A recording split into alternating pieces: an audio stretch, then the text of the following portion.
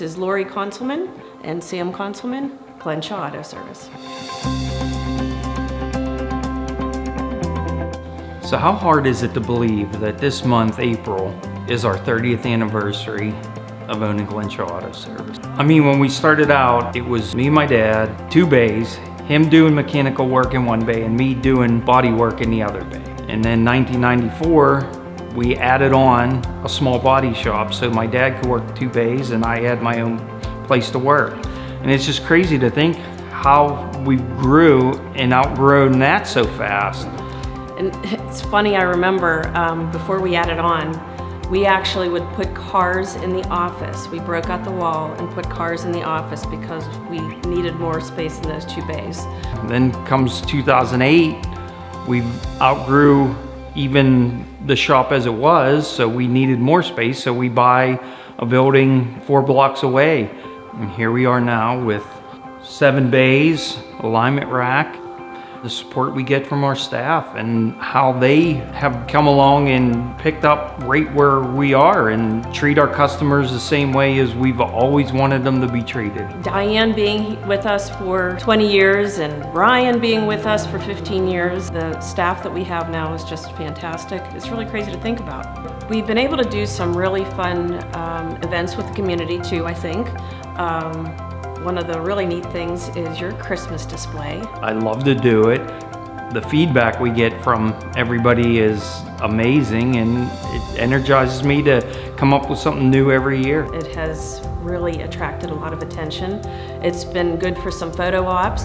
And if anybody's ever seen the movie, The Happiest Season, the Jeep is in the first opening scene of that movie. So Happiest Season, check it out. There's Glenshaw Auto's Jeep.